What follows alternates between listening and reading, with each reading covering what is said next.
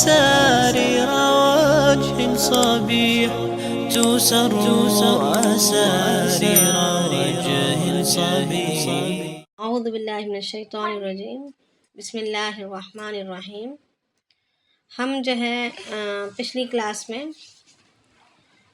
یہ بات ہوئی تھی آیت نمبر 150 میں اللہ تعالیٰ فرما رہے تھے کہ وَمِنْ حَيْثُ خَرَجْتَ فَوَلِّ وَجْهَكَ شَطْرَ الْمَسْجِدِ الْحَرَامِ، یعنی جس جگہ بھی تم اپنا، جہاں کہیں بھی تم جاؤ، تم اپنا رخ مسجد حرام کی طرف کر لو، پھیر لو۔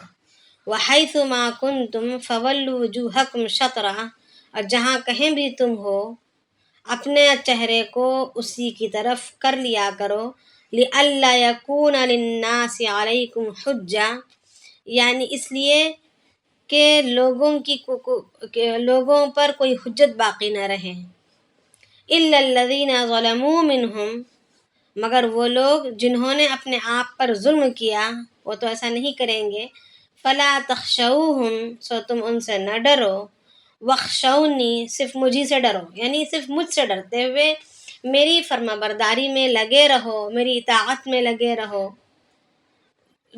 ظاہری طور پر جس طرح سے رخ کو کعبۃ اللہ کی طرف پھیرنا ہے میرے حکم کے فرما برداری میں، میری مرضی کے مطابق، اسی طریقے سے تمہارے دلوں کی کیفیت بھی میری طرف متوجہ ہونی ہے، میری طرف متوجہ ہونی چاہیے۔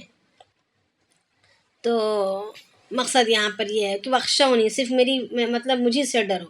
وَلِأُتِمَّ نِعْمَتِي، تاکہ یہ اس لیے کہا جا رہا ہے کہ میری طرف متوجہ ہو ہر اعتبار سے، ظاہری اعتبار سے بھی اور باطنی اعتبار سے بھی اللہ تعالیٰ اپنی طرف متوجہ ہونے کی دعوت دے رہے ہیں، اور یہ کہہ رہے ہیں کہ میری طرف متوجہ ہونے میں تم کسی سے نہ ڈرو، صرف مجھ سے ڈرو۔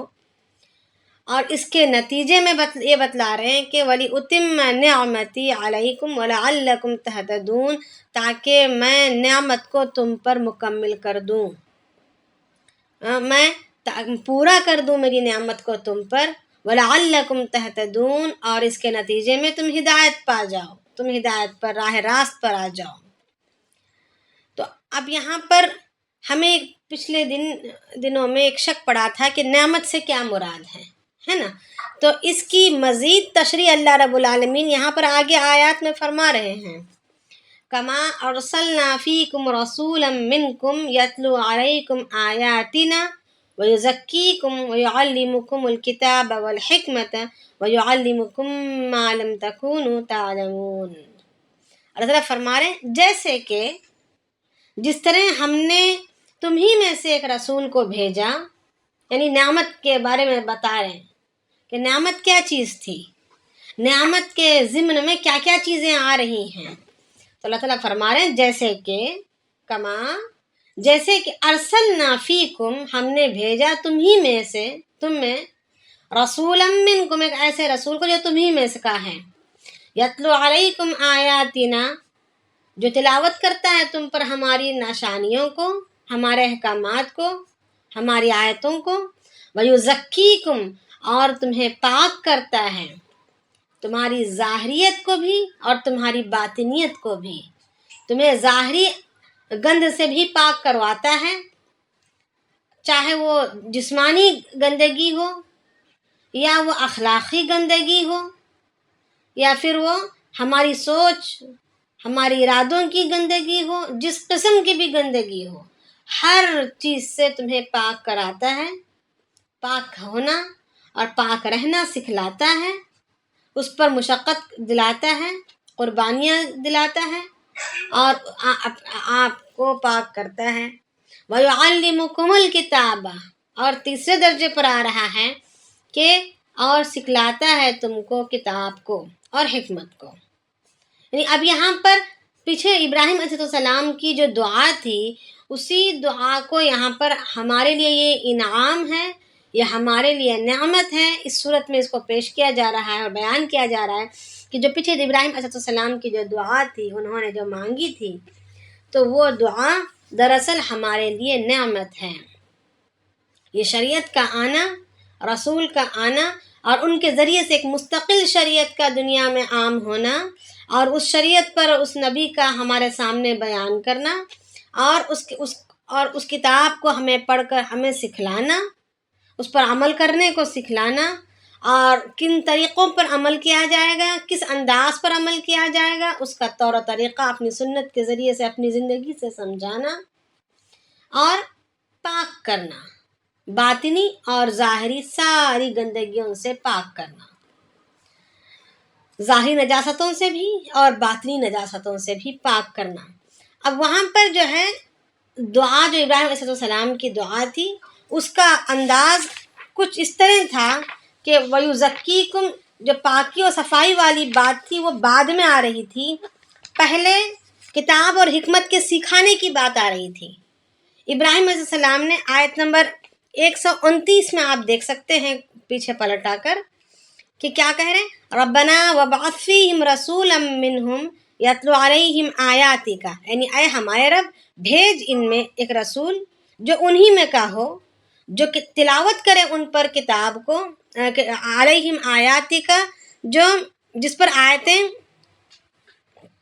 وہ تلاوت کر کے ان پر کو سنائیں، وَيُعَلِّمُهُمُ الْكِتَابَ وَالْحِكْمَةَ، اور کتاب اور حکمت کو وہ سکھلائیں۔ وہ نبی ایسا ہو کہ میری امت کو، میری اس ذریت کو کتاب اور حکمت کو سکھلائے، وَيُزَكِّيهِمْ، پھر اس کے بعد آخر میں جا کر کہہ رہے ہیں اور ان کو وہ پاک کرے، تزکیہ نفس کرے، ان کے دلوں کی صفائی کرے۔ یہاں پر آیت کا یعنی دعا کے الفاظ اس طرح تھے۔ اب یہاں پر اللہ رب العالمین جب نعمت کے زمرے میں جب وہی دعا کو یہاں پر بیان کرنے لگے کہ انعام کے طور پر ہمیں یہ دعا ہمارے لیے انعام کے طور پر اثر کر گئی، اور اللہ کے نبی علیہ السلام کو ایک مستقل شریعت دے کر ہم پر بھیجا گیا، تو یہاں پر اللہ رب العالمین، پچھلے وہ ابراہیم علیہ السلام کی زبان سے نکلے ہوئے کلمات تھے، اور یہاں پر اللہ رب العالمین اپنی جانب سے کہہ رہے ہیں کہ ہم نے تم بھیجا تم میں سے رسول کو جو تمہیں میں کا ہے، جو تلاوت کرتا ہے تم پر کتاب کو، آیتوں کو، وَيُزَكِّيكُمْ، فوراً اس کے بعد لے کر آئے کتاب کو سیکھنے سے پہلے، کتاب کی تعلیم کو سیکھنے سے پہلے اور اس پر عمل کرنے کے طریقے سیکھنے سے پہلے لے آئے زکا کو، یعنی دل کی صفائی کو، کیونکہ دل کی صفائی زیادہ اہم ہے کتاب کو سیکھنے اور اس پر عمل کرنے سے، اس لیے کہ دل کی صفائی کے بغیر نہ کتاب سیکھی جائے گی، نہ کتاب پر صحیح عمل ہوگا، اور اگر کتاب سیکھی بھی گئی اور کتاب پر عمل ہو بھی،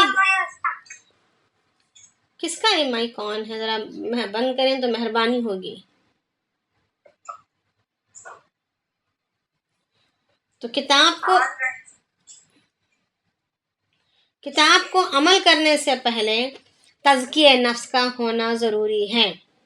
اب یہاں پر یہ بات نہیں کہ ہم کتاب کو سیکھنے سے پہلے تزکیہ نفس کے پیچھے پڑ جائیں اور کتاب سے روگردانی کریں، بلکہ یہ آنے والی نئی ہم ماؤں کے لیے، ہم امت کی ہم عورتوں کے لیے سبق ہے کہ اولاد کی جب تربیت کی جائے گی تو ان پر وہ شریعت کے احکامات کے مکلف ہونے سے پہلے کتاب اور شریعت کی ذمہ داری ان پر عائد ہونے سے پہلے ان کے تزکیہ نفس کا خیال کریں، اور ساتھ ہی ساتھ کتاب اور شریعت کو بھی انہیں سکھلائیں، تاکہ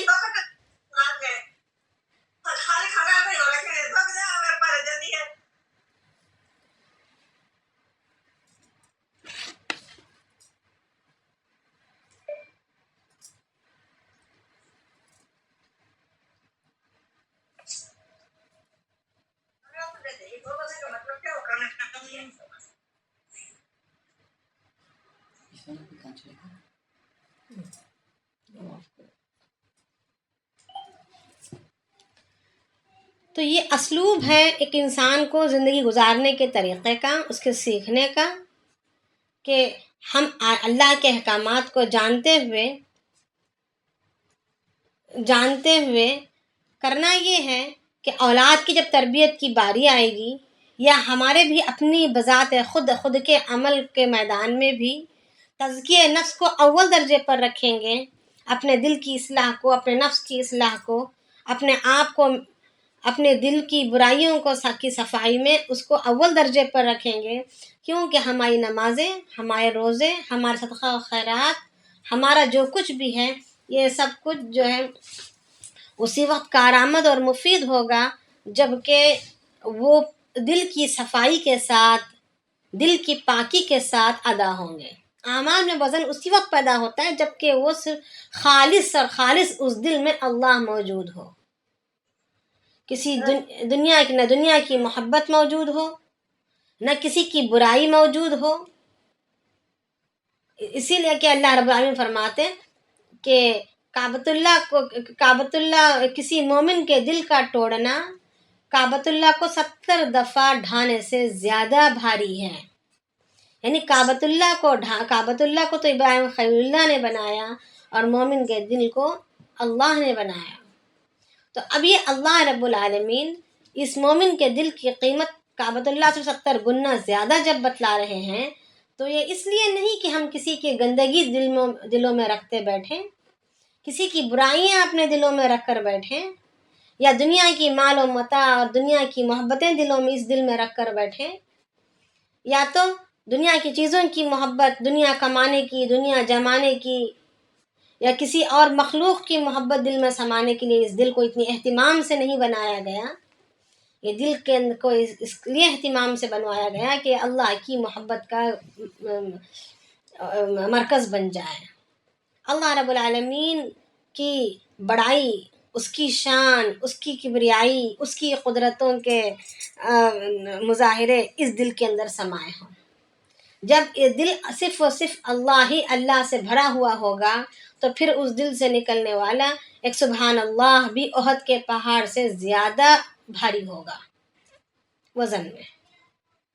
تو اس کے لیے ضروری ہے کہ جتنا قرآن میں ہو یا حدیث میں ہو، دلوں کی صفائی پر بہت ہی زیادہ زور دیا جاتا ہے، اس لیے کہ سارے اعمال کا دار و مدار دلوں کی صفائی پر ہے۔ تو یہاں پر آیت سے بھی یہ پتہ چل رہا ہے کہ پہلے دل کی صفائی ہو، پھر اس کے بعد یعلم الکتاب ویعلمکم الکتاب والحکمت، پھر اس کے بعد کتاب کو سیکھنے کی اور حکمت کو سیکھنے کی بات ہو جا رہی ہے۔ تو اب ایک تو یہ کہ ہماری زندگیاں جتنی گزر گئی سو گزر گئی، مگر اب جو ہمارے ہاتھ میں ہماری جو نسل ہے، جو ابھی چھوٹی ہے، ابھی وہ شریعت کی مکلف نہیں ہوئی ہے، ابھی بارہ بلوغت کو نہیں پہنچی ہے، تو اب ہماری ذمہ داری ہے کہ ان کے تزکیے نفس کا پورا خیال رکھا جائے، انہیں نفس کے مارنے پر ابھارا جائے، ان کے نفس کو کچلا جائے۔ ہمارا یہ نظریہ ہوتا ہے کہ بڑے ہونے کے بعد یہ اللہ کے احکامات پر چل پڑیں گے، ابھی تو چھوٹے ہیں، ابھی یہ اپنی خواہشیں پوری کر لیں، مگر یہ جو ہمارا اصول ہے یہ ان کے لیے خطرناک ثابت ہو رہا ہے، اس لیے کہ جب نفس موٹا ہو جائے گا، جب نفس عادی ہو جائے گا، تو پھر یہ نفس اتنا آسان نہیں کہ یہ فوراً مان جائے۔ اگر یہ اتنا آسان ہوتا تو جگہ جگہ قرآن شریف میں تزکیے کے بارے میں سمجھایا نہیں گیا ہوتا، اس کی اہمیت نہیں بتائی گئی ہوتی، اس کو نجات کا ذریعہ نہیں بتایا گیا ہوتا، اگر یہ آسان چیز ہوتی تو۔ سورہ مومنین میں فرمایا کہ وہ تزکیہ نفس کرنے والے مومنین میں سے ہیں۔ پھر اللہ رب العالمین دوسری صورت میں فرما رہے ہیں قد افلح من تزکا، یعنی کامیاب ہو گیا وہ شخص جس نے اپنے دل کی صفائی کر لی۔ پھر اس کے بعد کہا ہے وذکر اسم ربہ فصلی، پھر اس نے اللہ کا نام لیا، پھر نمازیں پڑھی۔ تو نمازوں کے پڑھنے کو، اللہ کو یاد کرنے کو دوسرے نمبر پر لایا گیا، اور نجات میں سب سے پہلے نمبر پر تزکیہ نفس کو لایا گیا کہ دل کی صفائی ہو، اس لیے کہ یہ بڑی مشقت آمیز چیز ہے۔ اب آگے اللہ رب العالمین یہاں فرما رہے وَيُعَلِّمُكُم مَّا لَمْ تَكُونُوا، اور وہ سکھلاتا ہے وہ ساری باتیں مَا لَمْ تَكُونُوا تَعْلَمُونَ، جس کو تم جانتے نہیں ہو، جس سے تم بے علم ہو۔ کون؟ نبی، اللہ کے نبی علیہ السلام کی ذات گرامی، جس کو اللہ رب العالمین نے ہمارے اوپر مبعوث فرمایا، اور اس کی اور اللہ کے نبی صلی اللہ علیہ وسلم کو ہمارے درمیان بھیجنے کی وجہ یہ بتلا رہے کہ یہ نعمت ہے، یہ شریعت کا ان کا لے کر آنا، ہمیں شریعت کا بتلانا، شریعت کے مطابق ہمیں چلانا، یہ سب کچھ اللہ رب العالمین کی ایک نعمت ہے۔ اب آگے اللہ رب العالمین فرما رہے فَاذْكُرُونِي أَذْكُرْكُمْ، تم مجھے یاد کرو کہ میں بھی تمہیں یاد کروں، ہاں، کہ تم مجھے یاد کرو تاکہ میں بھی تمہیں یاد کروں۔ تو اب یہاں پر روایتوں میں آتا ہے کہ یاد کرو سے مراد کیا ہے؟ یاد تو کہاں ہوتا ہے؟ یاد تو دل میں ہوتا ہے، مگر آج ہمیں زبان سے ذکر کرنے کو، زبان سے اللہ کے بڑائی کے کلمات کہنے کو، اللہ کی بڑائی کے کلمات کہنے کو زبان سے ذکر کہا جاتا ہے۔ تو اس کو ذکر کیوں کہا جاتا ہے؟ زبان سے الفاظ کی ادائیگی کو ذکر کیوں بولا جاتا ہے؟ حالانکہ زبان سے جب الفاظ ادا ہوتے ہیں تو اس کو پڑھنے کی تعبیر دی جاتی ہے کہ پڑھنا ہے، پڑھ رہے ہیں۔ کیا پڑھ رہے ہیں؟ سبحان اللہ پڑھ رہے ہیں۔ کیا پڑھ رہے ہیں؟ الحمدللہ پڑھ رہے ہیں۔ مگر قرآن شریف کے پڑھنے کو، اللہ کی بڑائی کے کلمات کے کہنے کو، استغفار کے کرنے کو، درود شریف کے پڑھنے کو، جس کسی کے بھی پڑھنے کو ہم ذکر سے تعبیر دیتے ہیں۔ وجہ یہی ہے کہ جو زبان پر جو آ رہا ہے وہ دل ہی کی ترجمانی کر رہا ہے، دل میں وہ چیز گزر رہی ہے تو زبان سے وہ چیز نکل رہی ہے۔ تو اگر کوئی لفظ صرف زبان سے نکل رہا ہو، دل میں اس چیز پر کوئی غور و فکر نہ ہو، دل میں وہ باتیں نہ ہوں، بس زبان کی نوک سے ادا ہو رہا ہے، تو حدیث شریف میں آتا ہے کہ جو ذکر اللہ کے دھیان کے بغیر کیا جاتا ہے وہ اللہ رب العالمین سے اس بندے کو دور لے جاتا ہے، اور جو ذکر دھیان سے کیا جاتا ہے اللہ کے توجہ کے ساتھ، اللہ کی بڑائی پر غور کرتے ہوئے، یعنی جو الفاظ ہم زبان سے کہہ رہے ہیں اسی الفاظ پر غور کرتے ہوئے، معنی اور مفہوم پر اس کے غور کرتے ہوئے جو الفاظ بولے جاتے ہیں وہ الفاظ اللہ رب العالمین سے بندے کو قریب لے جاتے ہیں۔ مگر اگر کسی غفلت سے، کسی وجہ سے، بشر ہیں، بشریت کا تقاضا ہے، فرشتے تو نہیں، اگر دل بھٹک جائے مگر زبان سے ذکر جاری ہو تو بھی اللہ رب العالمین اس بندے کی کوشش پر اور بندے کی فکر پر اللہ رب العالمین اجر دے ہی دیں گے، کیونکہ خطا شریعت میں معاف ہے۔ اگر کوئی جان بوجھ کے ہمیشہ کا یہ اصول بنا لیا ہو تو پھر اس کے لیے بات اور ہوگی۔ اللہ رب العالمین جانتے ہیں دلوں کی کیفیت کو، بندے کی کوشش کو۔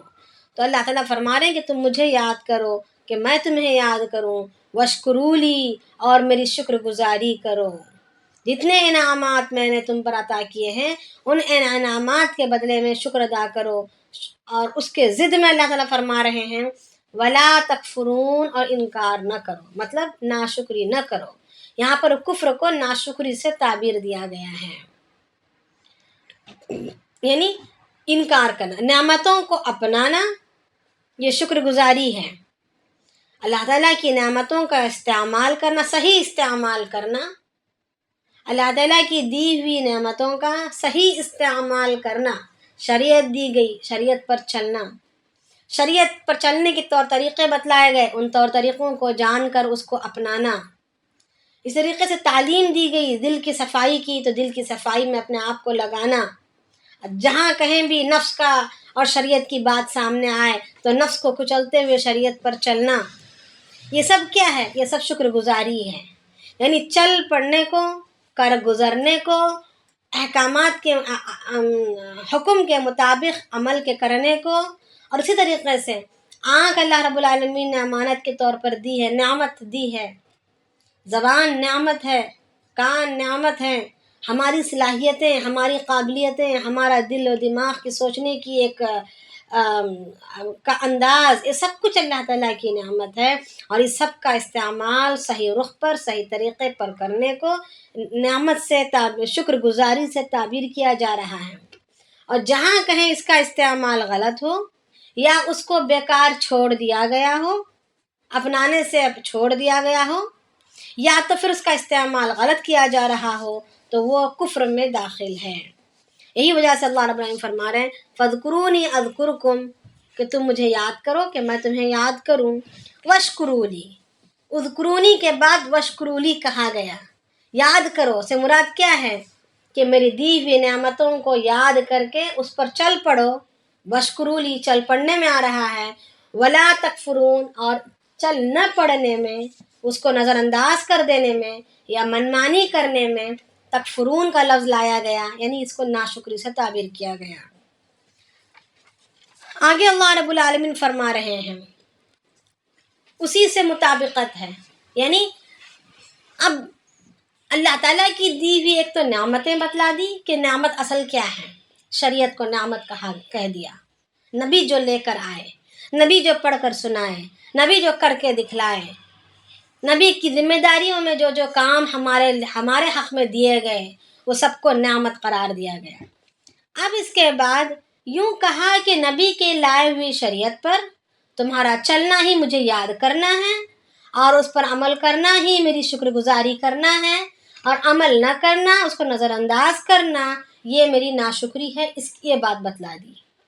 اب آگے اللہ رب العالمین اس پر کیسے چلا جائے یہ سمجھانے کو جا رہے ہیں کہ چلائے اس پر چلے کیسے انسان کے ساتھ ضرورتیں ہیں، انسان کے ساتھ نفس اور شیطان لگا ہوا ہے۔ شیطان نے تو کہہ کر آیا ہے، مانگ کر آیا ہے کہ جب تک میں دنیا میں رہوں گا تیرے بندے کو میں حتی الامکان ایڑی چٹھی کا زور لگا کر میں کوشش کروں گا کہ اس کو تیرے راستے سے بھٹکاؤں، اس کو میں تیرے خلاف لے جاؤں۔ اب وہ تو وعدہ کر کے آیا ہوا ہے، تو وہ بھی ہمارے ساتھ ہے، کھلا ہوا دشمن۔ تو اب اس سب کے درمیان خود کی ضرورتیں، اپنا نفس، ادھر سے شیطان سے مراد صرف ابلیس ہی نہیں بلکہ وہ جناتی شیطان ہے۔ اب انسانی شیاطین بھی بہت ہیں، ہمارے رشتہ داروں کی شکل میں، ہماری اولاد کی شکل میں، ہمارے ارد گرد رہنے والوں کی شکل میں، ہر قسم سے انسانی شیطان موجود ہیں۔ تو اب ان چیزوں سے نمٹے کیسے، ان چیزوں کے درمیان اپنے آپ کو کیسے کھڑا کرے؟ اللہ تعالیٰ شریعت پر عمل کرنے کے لیے، اللہ تعالیٰ کے ذکر کے لیے، اللہ تعالیٰ کی شکر گزاری کے لیے۔ تو اللہ تعالیٰ فرما رہے یا ایھا الذین آمنوا استعینوا بالصبر والصلاۃ، اے ایمان والو تم مدد حاصل کرو صبر اور نماز کے ذریعے سے، صبر اور نماز کے ذریعے سے۔ ان اللہ مع الصابرین، بے شک اللہ تعالیٰ صبر کرنے والوں کے ساتھ ہیں۔ تو اب ہم سمجھتے ہیں صبر کے معنی ہمارے ذہن میں ایک عام چیز بیٹھی ہوئی ہے کہ اگر کوئی حادثہ پیش آ جائے، کوئی مصیبت پیش آ جائے، ناگہانی کوئی مصیبت آ جائے تو اس پر صبر کرنے کو صبر کہا جاتا ہے۔ مگر اس پر صبر کرنے کو صبر یہ آگے آ رہا ہے، آگے کیا آیتوں میں بیان ہو رہا ہے۔ یہاں پر یہ صرف یہی صبر مراد نہیں ہے، صبر 3 چیزیں کہلاتی ہیں، صبر میں 3 چیزیں شامل ہیں، تینوں کے مجموعے کا نام صبر ہے۔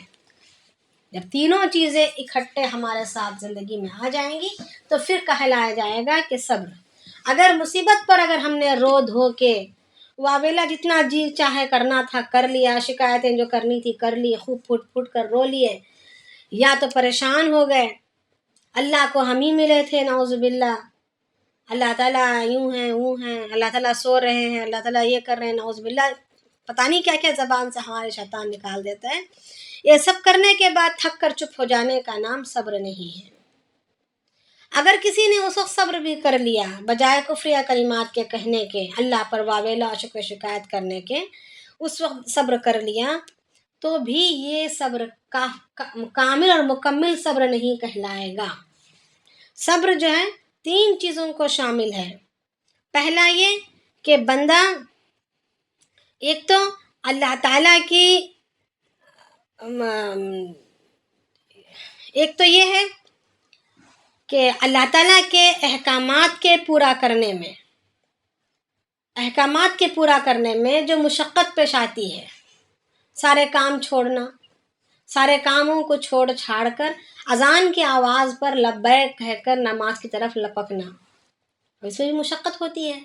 کام ادھورا چھوڑ کر جاؤ، پھر آؤ، پھر شروع سے پھر شروع کرو، پھر مکمل کرو، کام پڑ گیا، وقت زیادہ لگ جاتا ہے۔ تو یہاں پر مشقت ہو رہی ہے، ایک چیز کو ادھورا چھوڑنا، پھر اللہ کی آواز پر لبیک کہہ کر نماز کے لیے کھڑے ہو جانا، اس میں مشقت ہے، تو اس پر صبر کرنا۔ یا تو پھر اسی طریقے سے اللہ کے ہر حکم کی فرمانبرداری میں اپنا سب کچھ چھوڑ چھاڑ کر اللہ کی فرمانبرداری کی طرف لپکنا۔ اذان ہوئی، سخت میٹھی نیند میں ہم سو رہے تھے، اذان بھی، مگر اپنی نیند کو پیچھے ڈال کر اپنے جسم کو جھٹک کر اٹھ کر کھڑے ہو گئے اور جا کر وضو کیا اور نماز ادا کی. یہ کیا ہے؟ یہاں پر مشقت ہو رہی ہے، ہم مشقت کو برداشت کر رہے ہیں، تو یہ صبر ہے. یعنی یہ سارے اللہ کے جہاں جہاں اللہ کے احکامات کی ادائیگی میں جو بھی وقت کا تقاضے کے لحاظ سے، حالات کے تقاضے کے لحاظ سے، یا ہمارے جسم کی خود کی کیفیت کے تقاضے کے لحاظ سے جو بھی ہمیں مشقت آتی ہے، اس میں صبر کرنا اور اللہ کے حکم کو کر گزرنا، آگے بڑھنا، چل پڑنا، یہ ایک صبر کا حصہ ہے.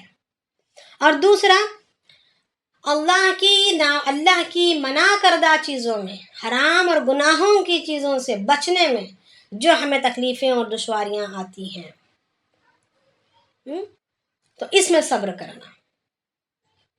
جیسے اب پردہ کریں گے، مستقل پردہ اچھی طریقے سے، اچھا والا، یعنی تقوی و پرہیزگاری کے ساتھ، جیسے شریعت میں پردے کا حکم ہے، اس طریقے سے پردہ کرنے میں ہو سکتا ہے دیکھنے میں تکلیف ہو سکتا ہے چلنے پھرنے میں تکلیف ہو سکتا ہے گرمی کی مشقت برداشت کرنی، گرمی ہو، دم گھٹنے لگ جائے، ہو سکتا ہے لوگوں کے تانے، لوگوں کے باتیں سننے ملیں، ہو سکتا ہے لوگ جو ہے گری ہوئی نگاہوں سے دیکھیں،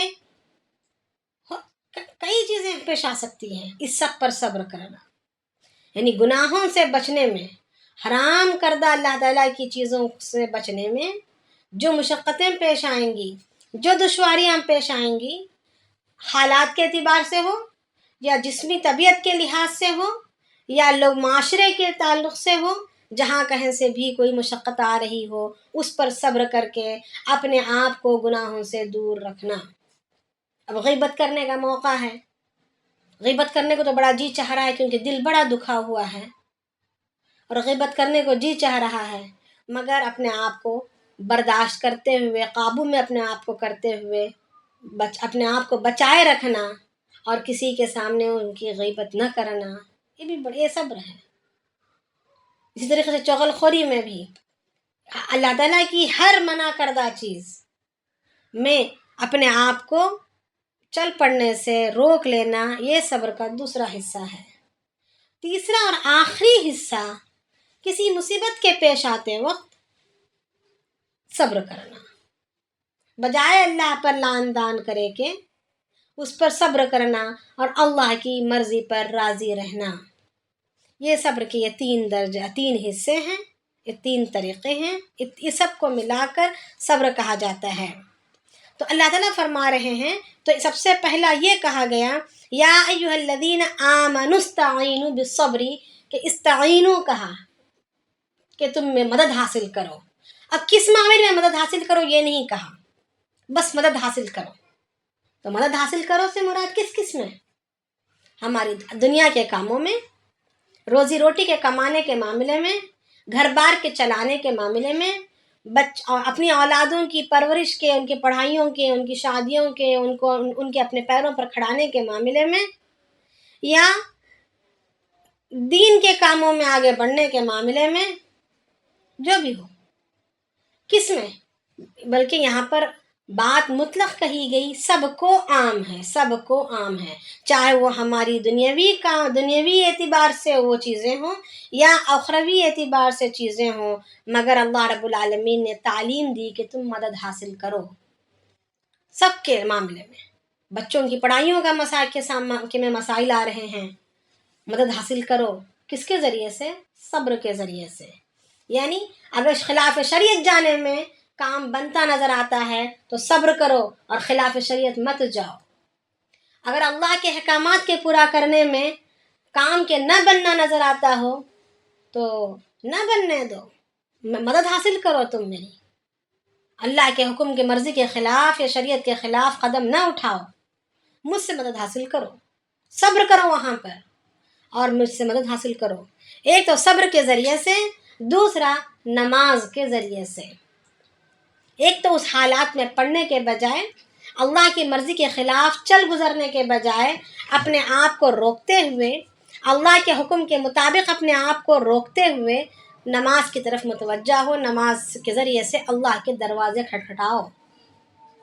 ان اللہ مع الصابرین، تو بے شک اللہ تعالیٰ ایسے صبر کرنے والوں کے ساتھ ہے، یعنی صبر کرنے والوں کے ساتھ ہے سے مراد اللہ کے احکامات کو توڑنے سے اپنے آپ کو بچانے والے، شریعت کے مطابق اپنے آپ کو جمائے رکھنے والے، چاہے وہ مال کمانے کی شکل ہو، چاہے مال کے کمائے ہوئے مال کے خرچ کرنے کی شکل ہو، چاہے شادی بیاہ کے معاملے ہوں، چاہے بچوں کی لکھائی پڑھائی کے معاملے ہوں، یا بچوں کے اللہ کے رنگ میں رنگنے کے معاملے میں ہو کہ ان کا حلیہ کیسا ہو، کیسے جا رہا ہے، وہ اپنے حلیے کو کس انداز سے لے کر جا رہے ہیں، آیا نبی کے اللہ کے طریقے کے خلاف لے جا رہے ہیں یا اللہ کے مرضی کے مطابق لے جا رہے ہیں، کس میں اس کو کامیابی سمجھ رہے ہیں۔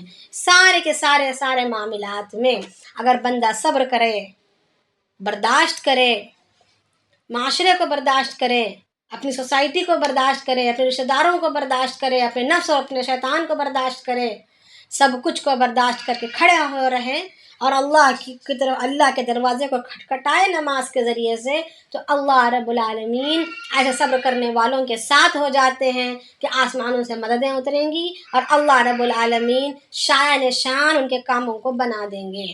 دنیا دیکھتی رہ جائے گی کہ کام بنتے چلے جائیں گے۔ کب؟ جب بندہ صبر اور نماز کے ذریعے سے اللہ سے مدد مانگے گا۔ اب صبر کیا چیز ہے؟ اللہ کی مرضی پر چلنے میں جو تکلیفیں آ رہی ہیں، اللہ کی مرضی سے مراد صرف اللہ کی مرضی نہیں، یہاں پر نبی کی مرضی بھی داخل ہے، اللہ اس کے رسول کی، کیونکہ یہاں پر بتلایا گیا کہ کتاب پر عمل کا کرنا اور اس پر اور حکمت کے ساتھ اس پر عمل کرنا۔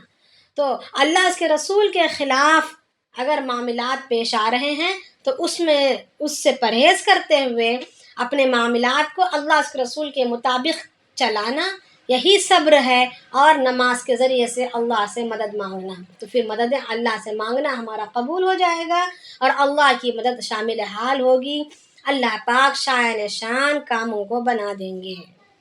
آگے اللہ رب العالمین فرما رہے وَلَا تَقُولُوا لِمَن يُقْتَلُ فِي سَبِيلِ اللَّهِ أَمْوَاتٌ، اور تم نہ کہو جو کوئی قتل کیے جاتے ہیں اللہ کے راستے میں مردہ، تم نہ کہو ان لوگوں کو مردہ جو اللہ کے راستے میں قتل کیے جاتے ہیں، بل احیاء، بلکہ وہ زندہ ہیں، ولیکن لا تشعرون، لیکن تم سمجھتے نہیں ہو، یعنی بظاہر دکھنے میں وہ مردہ نظر آتے ہیں مگر ان کو مردہ نہیں نہ کہیں بلکہ وہ زندہ ہیں۔ اگر کوئی انسان سو جائے تو اس کی کیفیت مردے کی طرح ہوتی ہے، مگر ہم اس کو مردہ نہیں کہتے ہیں کہ سویا ہوا ہے۔ اسی طریقے سے قرآن کہتا ہے کہ شہید کو مردہ نہ کہو، حالانکہ وہ تم کو مردہ نظر آ رہا ہے، جیسے سونے والا مردہ نظر آتا ہے ہمیں، مگر سونے والے کو جب مردہ نہیں کہتے تو شہید کو بھی مردہ نہیں کہنا چاہیے، کیونکہ قرآن کہہ رہا ہے کہ وہ مردہ نہیں ہے۔ جیسا سائنسداں کہہ رہے ہیں کہ یہ مردہ نہیں ہے، ہماری عقل کہتی ہے کہ وہ مردہ نہیں ہے، تو ہم مان لیتے ہیں، تو قرآن یہاں پر کہہ رہا ہے کہ شہید مردہ نہیں ہے تو ہمیں اس کو مردہ نہیں کہنا ہے۔ ہم مردہ کیوں نہیں کہیں گے؟ کیا وجہ ہے؟ جب مردہ نہیں کہتے تو پھر خبر میں دفناتے کیوں ہیں؟ ہے نا، کئی سوالات پیدا ہو جاتے ہیں، تو اس کا کوئی جواب دے سکتے ہیں؟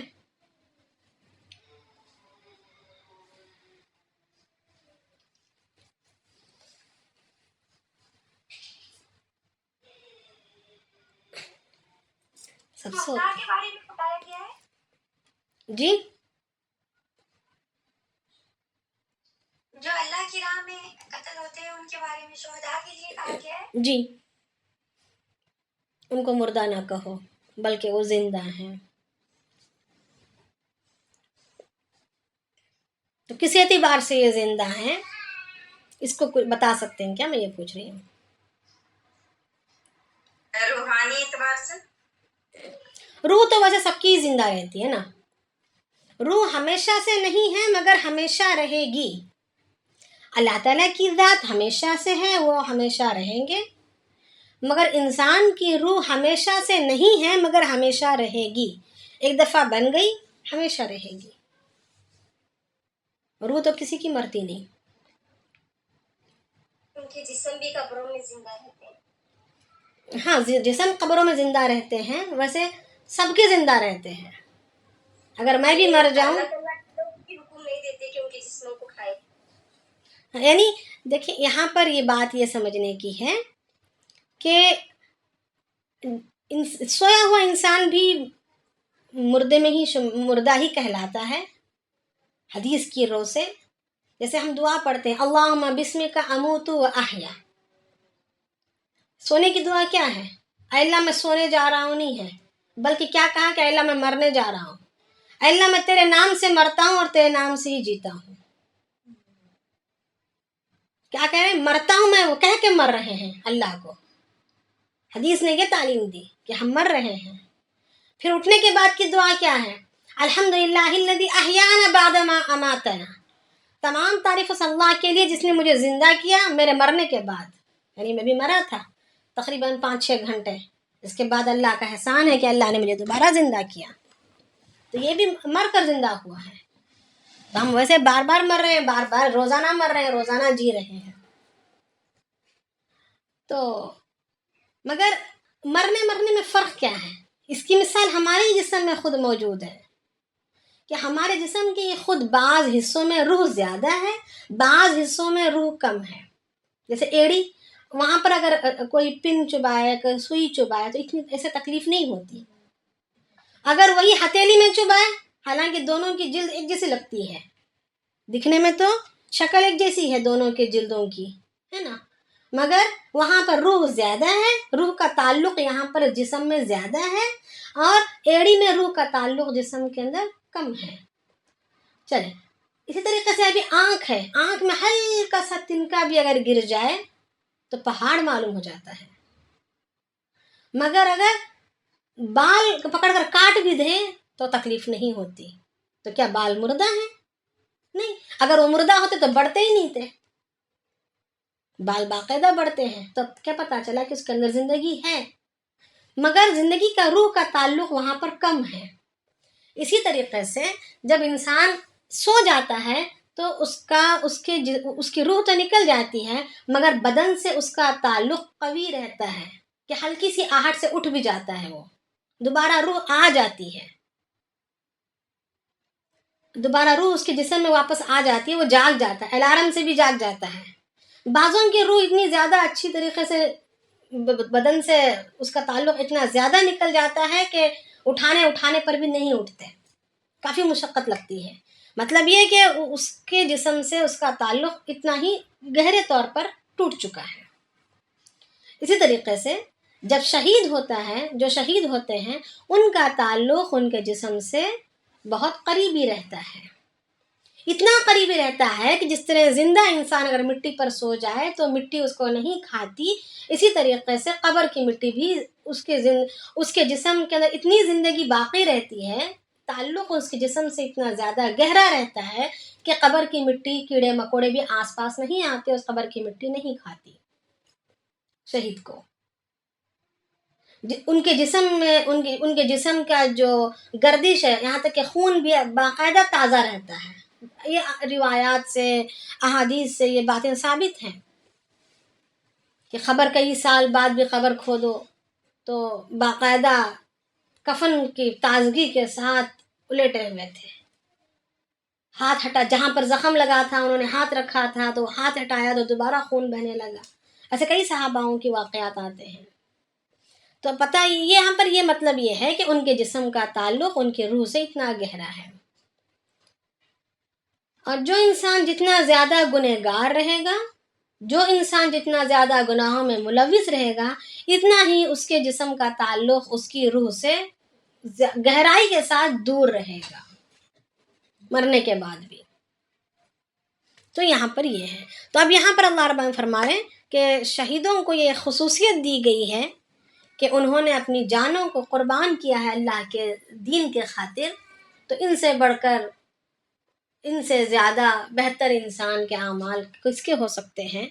تو ان کے اعمال کے بدلے میں اللہ رب العالمین کی جانب سے یہ ہے کہ ان کو مردہ نہ کہو، کیونکہ وہ اتنے بھی یہ نہیں ہوئے ہیں، ان کے جسم کا تعلق ان سے ٹوٹا نہیں ہے کہ ان کو مردہ کہلایا جائے، بلکہ یہ پرندوں کے پکوٹوں میں ان کی روحیں پرواز کرتی رہتی ہیں، ادھر سے ادھر گھومتے رہتے ہیں جنت کے بارہ خانوں میں، عرش کے نیچے جو قندیلیں جل رہی ہیں ان قندیلوں میں جا کر یہ بیٹھتے ہیں، اور ان لوگوں کو باقاعدہ روزیاں دی جاتی ہیں، حدیثوں میں آتا ہے کہ ان کو باقاعدہ روزیاں بھی دیا جاتا ہے، اور جب ان کی روحیں ادھر ادھر اڑ رہی ہوں گی، چہک رہی ہوں گی، تو اس وقت اللہ رب العالمین ان سے پوچھیں گے کہ تم کیا چاہتے ہو؟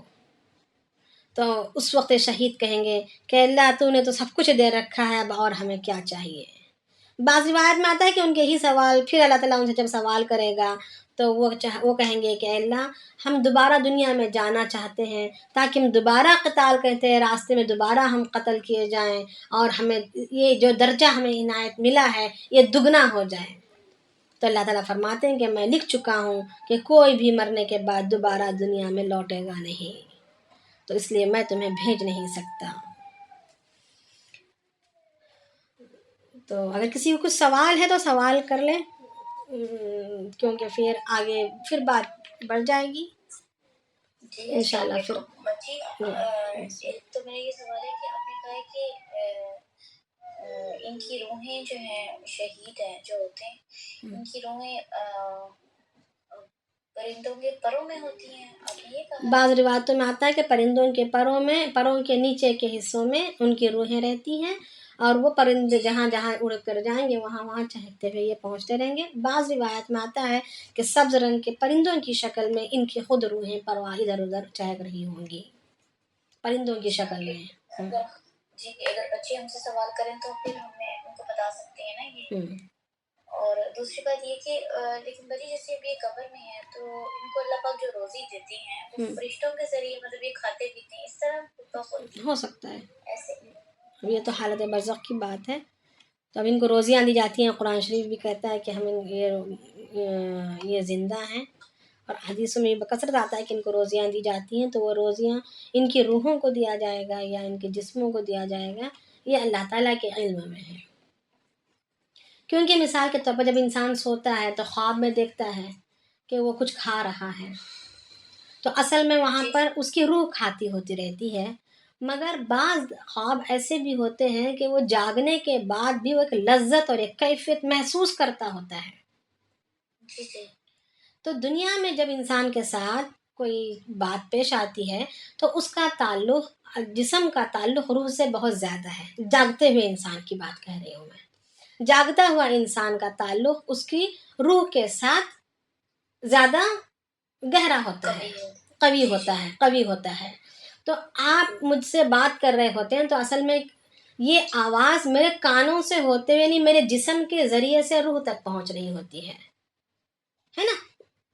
جی جی جی میرے جسم سے ہوتے ہوئے میری روح تک پہنچتی ہے آپ کی آواز۔ جی جی یہاں پر واسطہ بنا ہوا رہتا ہے جسم، اگر میں کھاؤں بھی تو میری زبان کے ذریعے سے، میرے پیٹ کے ذریعے سے، اس کی لذت محسوس کون کرتا ہے؟ وہ روح کرتا ہے۔ مگر جب انسان مرنے کی حالت میں ہو جاتا ہے، جیسے خواب ہی کو لے لیں مثال کے طور پر، خواب میں انسان کھاتا ہے پیتا ہے تو اس کا جسم نہیں کھاتا ہوتا بلکہ اس کی روح کھانے کی لذت محسوس کرتی ہے، مگر وہ روح کے ذریعے سے، وہاں پر واسطہ روح ہوتا ہے، جسم نہیں ہوتا۔ یعنی مرنے کے بعد کیفیت الٹ ہو جاتی ہے، جو بھی ہوتا ہے براہ راست روح کے ہوتا ہے جسم کو، یہاں پر جو بھی ہو رہا ہے براہ راست جسم کے ہو رہا ہے روح سے۔ جی روح کی غذا جو ہے وہ ذکر ہے نا، اور قرآن کی تلاوت اور دل کی صفائی۔ وہ تو دنیاوی اعتبار سے، جی جی جی اچھا، تاکہ روح کو مضبوط بنائیں، تاکہ روح مضبوط بنے، روح سنورے، روح چمکے، اور روح ایسی بن جائے کہ مرنے کے بعد بھی اس کا تعلق جسم سے اتنا گہرا ہو جیسے شہیدوں کا، نبیوں کا، صالحین کا ہوتا ہے۔ جی اور ایک اور بات یہ پوچھنی تھی جی کہ یہ آپ نے بتایا ہے کہ صبر کرنا کتنا امپورٹنٹ ہے، اور اگر ہم زبان، دماغ، ہاتھ اور آنکھ کا صحیح استعمال کریں گے اللہ کے حکم کے مطابق تو ایک تو یہ شکر گزاری ہوگی، اور اگر ہم گناہوں سے روکیں گے تو بچی یہ بھی صبر میں آئے گا، اور جو ہم اس کے لیے جو ہے ہمیں نماز کا سہارا لینا پڑے گا، مدد مانگنے کے لیے. ہاں دو نہیں، وہ کل آئیں گے، میں انشاءاللہ مزید اس کو بتاؤں گی کہ نماز کو اس لیے بیان کیا گیا ہے، دیگر اعمال بھی ہیں اللہ سے مدد مانگنے کے لیے، مگر نماز کو خصوصیت سے کیوں بولا گیا، انشاءاللہ اس پر ہم کل بات کریں گے. جی باجی، یہ جو صبر ہے نا، یہ تو میرے خیال سے یہ سب سے امپورٹنٹ چیز ہے، کیونکہ اگر ہمارے اندر صبر ہوگا تو پھر ہی ہم گناہوں سے بچیں گے، اور سب کچھ اسی کے بل بوتے پر کریں گے، سب کچھ اسی کے بل بوتے پر آتا ہے. بچوں کو سب سے زیادہ صبر ہی سکھانا ہے، اور مطلب کہ آپس میں صبر سے مراد دیکھیں، صبر کے اصل لغوی معنی نا، صبر کے اصل لغوی معنی جو اصل معنی ہے وہ اپنے دل کو قابو میں رکھنا، اپنے جذبات کو، اپنی خواہشات کو، اس کو قابو میں رکھنا، اسی کا نام صبر ہے. سمجھ میں آیا نا، کہ جہاں اللہ کے مرضی کے، اللہ کے شریعت کے خلاف اگر کوئی بات آ رہی ہے تو وہاں پر اپنے جذبات کو، اپنی مرضی کو، اپنی خواہش کو قابو میں رکھنا اور اللہ کی مرضی پر چلانا، اسی کا نام صبر ہے. اور نماز کو اس لیے یہاں پر خصوصیت سے بیان کیا گیا کہ نماز، ایک تو نماز کو اللہ رب العالمین نے اپنے اللہ کے خزانے سے لینے میں اس کو کافی اس کا حصہ قرار دیا گیا ہے، کہ اللہ کے نبی صلی اللہ علیہ وسلم بھی جب بھی کوئی مصیبت پیش آتی یا جب بھی کوئی ضرورت پیش آتی نماز کی طرف متوجہ ہوتے اور اللہ سے پا لیتے.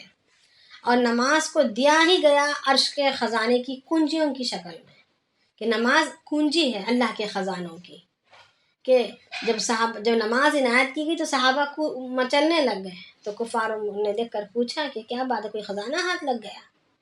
تو صحابہ نے فرمایا خزانہ کیا لگتا، خزانے کی کنجیاں لگ گئی. تو اس کو خصوصیت سے تعلق ہے ہماری حاجتوں کے پورا کروانے میں، ہمارے دعاؤں کے قبول کروانے میں. وجہ یہ ہے کہ نماز ایک ایسی چیز ہے کہ جس میں ہمارے باطن سے ہوتے ہوئے ظاہر کے سارے اعضاء کو ہم اس میں جکڑے رکھتے ہیں اللہ کی مرضی پر. اب روزے میں کیا ہے، ہم آرام سے چل پھر سکتے ہیں، بات کر سکتے ہیں، مہمان بن کر جا سکتے ہیں، مہمان کو اگر آئے ہوئے کو اس کا استقبال کر سکتے ہیں، سو سکتے ہیں، اٹھ سکتے ہیں. اتنا ہی ہے کہ اپنی زبان کو کھانے پینے سے روکے ہیں. حج میں بھی سارے کام کر سکتے ہیں. نماز میں ہم کیا کرتے ہیں، آپ کو پتہ نہیں کہ نماز میں ہم اپنے سارے اعضاء کو بول رہی تھی نا، وہ لکھنا ہے تھوڑا، جکڑے رکھتے ہیں، اللہ کی مرضی کے مطابق جکڑے رکھتے ہیں سارے اعضاء کو. یعنی ہماری آنکھ بھی جکڑی ہوئی ہے، ادھر ادھر نہیں دیکھ سکتے. ہماری زبان بھی جکڑی ہوئی ہے کہ کسی کے سلام کا جواب بھی نہیں دے سکتے. کوئی آ کر کچھ ضروری بات کرائے تو بھی ہم بات بھی نہیں کر سکتے. اگر کوئی چھینک دے تو الحمدللہ بھی نہیں کہہ سکتے. یعنی ہر نماز ایک ایسا ہے کہ اچھے بعض مباح کام بھی یہاں پر نماز میں پابندی میں آ جاتے ہیں. ہم کمر کو ایسے ہی جھکانا جیسے اللہ کا حکم ہے، ناک کو زمین پر ایسے ہی رگڑنا جیسے اللہ نے حکم دیا ہے، ہاتھ ایسے ہی باندھنا جیسے اللہ نے باندھنے کا حکم. یعنی جسم کے اعضاء کو بھی ہم اللہ کی مرضی پر یہاں پر جکڑے ہوئے ہیں. اور اسی طریقے سے باطن کو بھی، یعنی زبان سے بھی وہی الفاظ نکال دیں جس کو اللہ نے حکم دیا. اور دل و دماغ بھی نمازی کی طرف متوجہ رکھنی ہے. ہندوستان پاکستان کا چکر بھی نہیں لگا سکتے ہے نا، وسوسوں میں گرفتار بھی نہیں ہو سکتے. یعنی اندر سے لے کر باہر تک، باہر سے لے کر اندر تک پورے طور سے ہمتن یہاں پر اللہ کی طرف متوجہ ہونے کو ہی نماز کہلایا جاتا ہے. اور وہی نماز مددگار ثابت ہوتی ہے اللہ کی مدد کو ہمارے طرف متوجہ کرنے میں. تو یہ ایک بہترین، ایک طریقے سے ایک بہترین ذریعہ ہے ہمیں سکھلانے کا کہ صبر کس چیز کا نام ہے، صبر کس چیز بہت کا. امپورٹنٹ ٹاپک ہے، بہت جی زیادہ. چلیں پھر. السلام علیکم باجی. جی وعلیکم السلام. باجی مجھے یہ سننے ہے، کیا ان کی روحیں جنت میں تو گئے ہوتی جب شہید ہوتی ہیں، تو پھر یہ دنیا میں ہی گھومتی ہیں پرندوں کے ساتھ، پروں میں؟ نہیں، یہ وہاں پر گھومتی رہیں گی نا، عالم برزخ میں اڑ رہی ہیں، یہاں پر نہیں. اچھا. یہاں نہیں، یہاں کے پرند نہیں. اچھا وہاں تو سیر کرتے ہیں جنت کی. شکریہ باجی, جزاک اللہ. السلام علیکم باجی. وعلیکم السلام. مجھے ایک سوال پوچھنا تھا, شہید کن کن کو بولا جاتا ہے؟ مطلب میں نے یہ سنا ہے کہ جن لوگ کا ایکسیڈنٹ ہوتا ہے ان کو بھی شہید بولا جاتا ہے, تو کیا یہ صحیح ہے؟ اب پیٹ درد میں مرنے والے کو بھی شہید کہا جاتا ہے, حدیث میں آتا ہے. اور کسی ناگہانی مصیبت میں گرفتار ہو کر, جیسے ڈوب کر مر گئے, جل کر مر گئے, یعنی خود سے نہیں بلکہ کسی ایسے حادثے کا شکار ہو گئے اور وہ دین اسلام پر تھے, دین اسلام پر چلنے والے تھے, تو وہ شہید کہلائے جائیں گے. اب اس میں اس شہید کی الگ الگ بہت ساری قسمیں ہیں. اس کے متعلق باقاعدہ ایک بہت ہی بڑا چیپٹر ہے کہ کون سا شہید کیا کہلاتا ہے, کون سا شہید کیا کہلاتا ہے, کس شہید کا کیا اجر ہے. تو اب یہاں پر اللہ کے راستے میں شہید ہونے کی بات کی جا رہی ہے. ویسے شہید اگر اولاد کی پیدائش کے وقت اگر کوئی عورت مر جائے تو بھی شہید کہلاتی ہے نا. تو انشاءاللہ کسی اور دن اس پر تفصیلی ہم بات کریں گے, ٹھیک ہے. جی انشاءاللہ. السلام علیکم. جی وعلیکم السلام. جی باجی ایک سوال تھا کہ بار بار خواب میں آتا ہے کہ قبر میں کھینچ کے لے جا رہا ہے, بتا رہے تھے, تو اس کو کیا مانیں گا؟ دیکھیں صدقہ دیں, 2 رکعت نماز پڑھیں. دیکھیں اللہ کے نبی صلی اللہ علیہ وسلم نے کوئی بھی خواب دیکھنے پر ہمیں کچھ باتوں کی تعلیم دی ہے. اگر ہمیں محسوس ہوتا ہو کہ خواب مناسب نہیں ہے, گھبراہٹ ہو رہی ہو, پریشانی ہو رہی ہو, تو اللہ کے نبی صلی اللہ علیہ وسلم نے دعا بتلائی کہ اللہم انی اعوذ بک من شر ہذہ الرؤیا, کہ اللہ اس خواب کی شر سے میری حفاظت فرما. پھر صدقہ دینے کی تعلیم دی گئی. پھر 2 رکعت نماز پڑھ کر اللہ رب العالمین سے خیر مانگنے کی تعلیم دی گئی. تو یہ 3 کام کر لیں, بے فکر ہو جائیں. انشاءاللہ اللہ کے نبی صلی اللہ علیہ وسلم کی تعلیمات کے مطابق جب بھی کوئی یہ اس خواب کا نہیں کہہ رہی میں, جب بھی کوئی خواب پریشان کن دیکھیں اور اپنے جانب سے طے نہ کریں, کبھی بھی کوئی بھی اپنی جانب سے طے نہیں کرنا کہ میں نے برا خواب دیکھا ہے. برا خواب کر کے ہم اپنی طرف سے اس کو لقب نہیں دے سکتے. اب یہ علم اللہ تعالیٰ کے علم میں ہے. اگر ہمیں محسوس ہو رہا ہے تو بہتر یہ ہے کہ اللہ کے نبی صلی اللہ علیہ وسلم کی تعلیمات پر عمل کریں کہ اللہم انی اعوذ بک من شر ہذہ الرؤیا پڑھ لینا ہے 3 دفعہ. پھر اس کے بعد 2 رکعت الحاجت کی نماز پڑھ کر اللہ رب العالمین سے مانگنی ہے کہ اللہ تو ہمیں خیر عنایت فرما, شرور سے حفاظت فرما, ہر طرح کے غموں سے, پریشانیوں سے, فکروں سے حفاظت فرما. اس طریقے سے اللہ سے مانگے اور صدقہ دیں کچھ, ٹھیک ہے. چلیں پھر سبحان اللہ بحمدہ, سبحانک اللہم وبحمدک, نشہد ان لا الہ الا انت, نستغفرک ونتوب الیک. سبحان ربک رب العزۃ عما یصفون وسلام علی المرسلین والحمد للہ رب العالمین.